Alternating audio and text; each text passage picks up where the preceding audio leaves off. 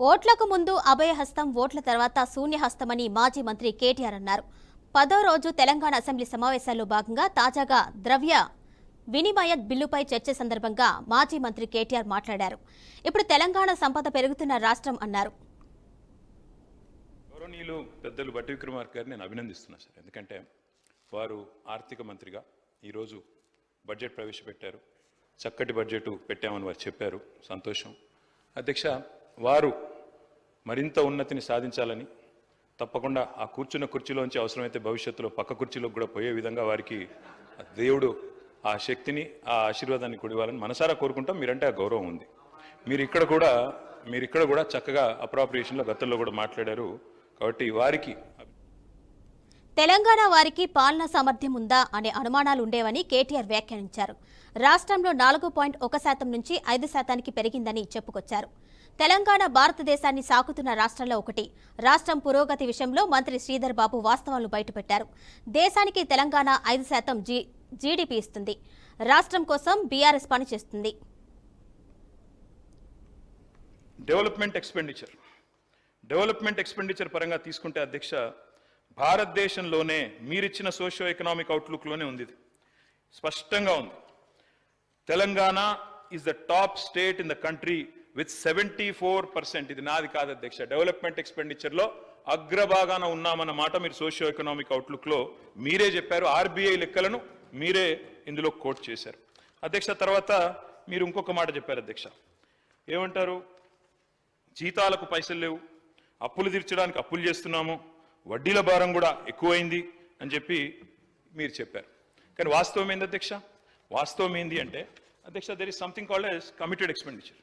Committed expenditure అంటే ఏంది అధ్యక్ష అంటే, ఆర్థిక మంత్రి గారికి మొత్తం తెలుసు అధ్యక్ష. తెలిసి కూడా వారు సభను తప్పుదోవ పట్టించే ప్రయత్నం చేశారు. ఆ కమిటెడ్ ఎక్స్పెండిచర్ అంటే salaries, pensions and interest payments, ఈ మూడు కలిపితే కమిటెడ్ ఎక్స్పెండిచర్. కమిటెడ్ ఎక్స్పెండిచర్ విషయంలో అధ్యక్ష, వారి దృష్టికి, అదేవిధంగా గౌరవ సభ్యుల దృష్టికి కూడా నేను తీసుకొచ్చేది, ప్రజల దృష్టికి కూడా నేను తీసుకొచ్చేది ఏమంటే, మనము చాలా స్పష్టంగా భారతదేశంలోని ఇతర రాష్ట్రాలతో పోలిస్తే చాలా చక్కటి పరిస్థితిలో ఉన్నమాట వాస్తవం అధ్యక్ష. మీ ముందు నేను ప్రజెంట్ చేస్తాను, ఎందుకంటే ఇది మీ బుక్కే కాబట్టి మీ బుక్లోంచే చెప్తాను అధ్యక్ష. కమిటెడ్ ఎక్స్పెండిచర్ విషయానికి వస్తే, మనం ఈరోజు కొన్ని ఏ రాష్ట్రాల సరసన ఉన్నాం అధ్యక్ష?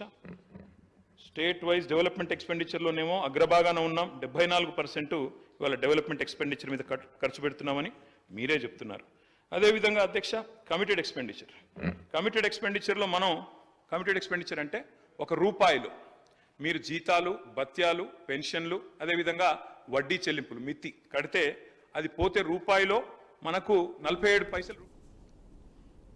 స్కిల్స్ యూనివర్సిటీ బిల్లుకు తప్పకుండా సహకరిస్తామని ఆయన స్పష్టం చేశారు. కాంగ్రెస్ సర్కార్ సత్యాల మీద ముసుగులు వేస్తుందని తీవ్ర స్థాయిలో ధ్వజమెత్తారు. ప్రజలు ఇచ్చిన ప్రతిపక్ష పాత్రను నిర్మాణాత్మకంగా పోషిస్తున్నామని అభిప్రాయం వ్యక్తం చేశారు. దివ్యంగా ఉన్న రాష్ట్రాన్ని దివాలా తీసిందని ప్రచారం చేస్తున్నారు. స్కిల్ డెవలప్మెంట్ మీద, స్కిల్ యూనివర్సిటీ మీద తప్పకుండా స్వాగతిస్తాం అధ్యక్ష. ఆ రకంగా అధ్యక్ష నేను వారికి చేసే విజ్ఞప్తి, దయచేసి let us not indulge in politics and curse our own state అధ్యక్ష. కానీ అధ్యక్ష, వాస్తవాలు ఒక్కసారి మాట్లాడుకుంటే, అప్రాప్రియేషన్లోకి వస్తే అధ్యక్ష, ఏం చెప్పారు అధ్యక్ష?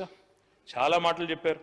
కానీ బడ్జెట్ చూస్తే ఏముంది అధ్యక్ష? ఈరోజు శుష్క ప్రియాలు, శూన్య హస్తాలు, గ్యారంటీలకు టాటా, లంకె బిందెల వేట, డిక్లరేషన్లు డీలా, డైవర్షన్ల మేళ, హామీ పత్రాలకు పాతర, శ్వేతపత్రాల జాతర, నిరుద్యోగుల మీద నిర్బంధాలు, జర్నలిస్టుల మీద దౌర్జన్యాలు, విమర్శిస్తే కేసులు, ప్రశ్నిస్తే దాడులు, నేతన్నల ఆత్మహత్యలు, ఆటో అన్నల బలవన్మరణాలు. ఓట్లకు ముందేమో అభయహస్తం అధ్యక్ష, ఓట్లు పడ్డాక ఈరోజు శూన్యహస్తం. మేనిఫెస్టోలో అరచేతిలో స్వర్గం, బడ్జెట్లో మాత్రం మోచేతికి బెల్లం, 3 తిట్లు, 6 అబద్ధాలతో కేవలం పొద్దున్న లేస్తే బట్టగాల్చి మీదేసే పనులు ఇందులో కనబడ్డాయి అధ్యక్ష. ఇవాళ వారు అన్నారు అధ్యక్ష, దివాలా తీసిన రాష్ట్రం ఒక క్యాన్సర్ పేషెంట్ మాదిరిగా, ఎయిడ్స్ పేషెంట్ మాదిరిగా అని మాట్లాడారు. దయచేసి ఇది సరైన పద్ధతి కాదు. మా మీద కోపం ఉంటే మాట్లాడండి, విమర్శించండి, ఇబ్బంది లేదు. కానీ రాష్ట్రాన్ని ఖర్చు చేయడం అనేది మనకు మంచిది కాదు. ఉద్యమాలతో ఉదయించిన తెలంగాణ తప్పకుండా ఈరోజు ఉజ్వల తెలంగాణ ఎదిగిన మాట వాస్తవం. దాన్ని మనందరం కూడా అభినందిద్దాం. 10 ఏళ్ల ప్రస్థానంలో ఇవాళ స్వరాష్ట్రం స్వంత కాళ్ళ మీద నిటారుగా నిలబడ్డది అధ్యక్ష. విఫల రాష్ట్రం అవుతుందని శాపనార్థాలు పెట్టిన వాళ్ళందరి శాపాలను తట్టుకొని సవాళ్ళను అధిగమించి ఇవాళ తెలంగాణ ఒక విజయవంతమైన స్టేట్గా సిరి సంపదలతో